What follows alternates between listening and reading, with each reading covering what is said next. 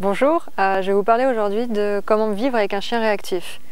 Alors déjà dans un premier temps, qu'est-ce qu'un chien réactif? Parce qu'on l'entend maintenant un peu partout pour toutes sortes de cas.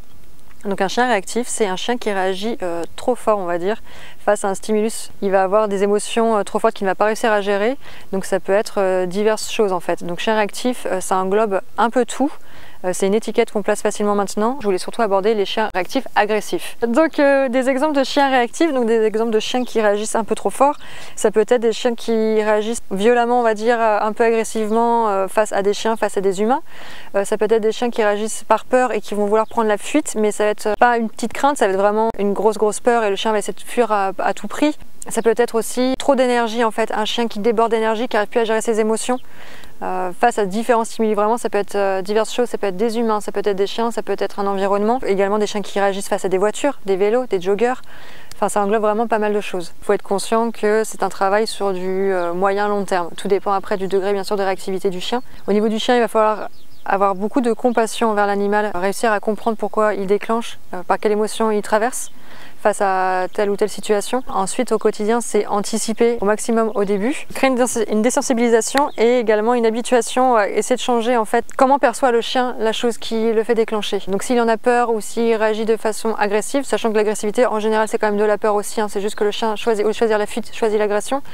On va essayer de créer en fait une association positive à ça et de lui faire changer d'émotion en fait, tout en respectant l'animal et en y allant progressivement. Les méthodes maintenant utilisées par les éducateurs bienveillants sont des approches douces et respectueuses de l'animal parce qu'en fait, on le sait maintenant avec les dernières études, en fait c'est inutile de placer un chien face à une stimulation qui le stresse parce que dans ces moments-là, en fait, le chien est incapable de réfléchir et d'apprendre quoi que ce soit.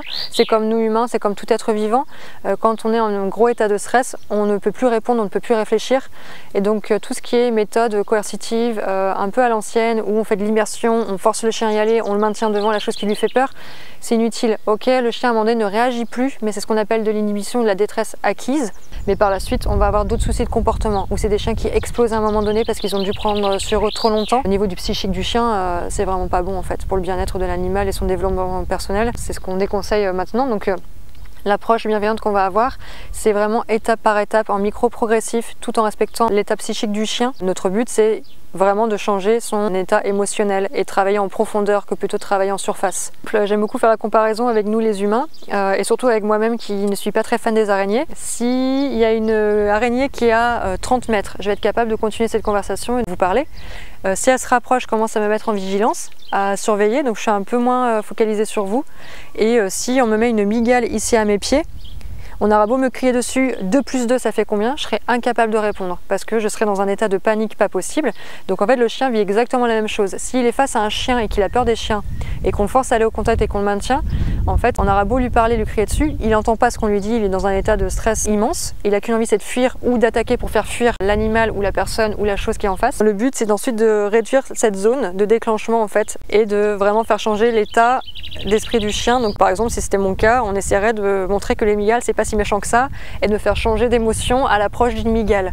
Mais de me crier dessus au moment où la mygale est là ou de me sanctionner, ok j'arrêterai de crier, mais c'est pas pour autant que j'apprécierai les mygales et que je serai bien psychologiquement en fait. Je me retiendrai mais je serai dans une détresse à l'intérieur immense. On a tous tendance à énormément culpabiliser, à s'en vouloir, à se remettre en question, à se refaire tout l'historique en tête, savoir à quel moment on a un peu foiré les choses, autant le dire cash. Et en fait il faut savoir que c'est pas nécessairement notre faute. Premier temps, déculpabiliser, le lâcher prise aussi.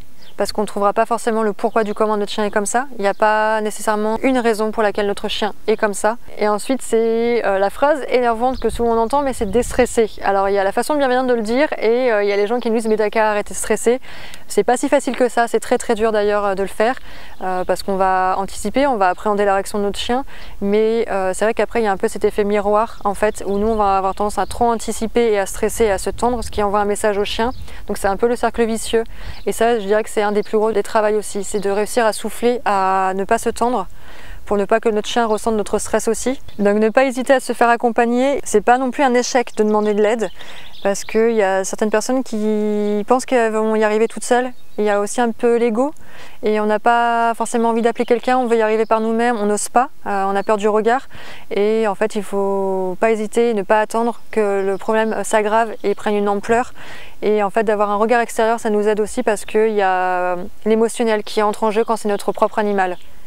Et donc ça, c'est un facteur qu'il faut prendre vraiment en compte, qui est important. On est trop proche de notre propre animal par moment et c'est dur pour nous d'avoir les bonnes réactions et d'avoir le détachement qu'il faut pour pouvoir le travailler et l'aider en fait correctement. J'ai un peu la croyance que nos chiens ne rentrent pas dans nos vies sans raison et qu'en plus ils nous font voir certains aspects de nous-mêmes ou qui touchent certaines cordes sensibles pour qu'on y travaille également dessus. C'est un petit challenge aussi, on va dire. C'est des chiens qui ont une grande sensibilité, c'est des chiens, certains qui ont du tempérament, c'est des chiens qui nous touchent beaucoup. Et vivre avec un chien réactif, ça nous oblige à chercher à le comprendre, à faire preuve de plus empathie aussi, donc à avoir une relation plus authentique, plus profonde. C'est un voyage assez extraordinaire quand même, malgré les difficultés.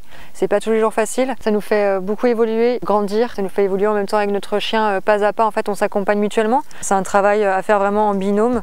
Nous, un travail à faire sur nous-mêmes. Et malgré toutes les difficultés, ça reste quand même une très belle aventure.